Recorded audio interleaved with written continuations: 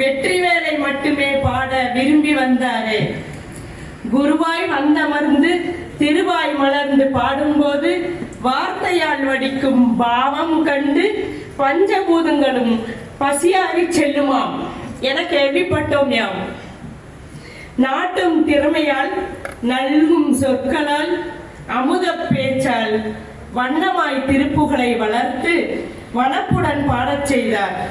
நுண்ணிய நுணுக்கங்களுடன் கற்றுத்தந்து நன்னூலான திருப்புகளில் நாட்டும் புகழடைந்தார். தெய்வமாக குருவை எண்ணி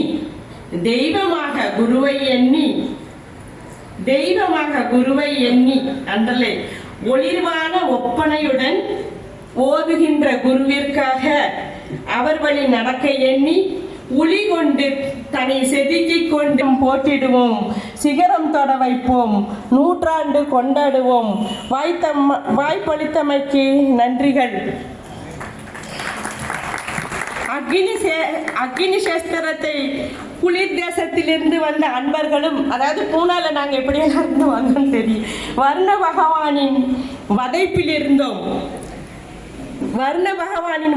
இருந்தோம்.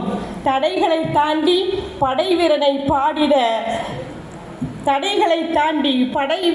பாடிட கூண்டில் இருக்கும் குமரன் எங்களை வரவைத்து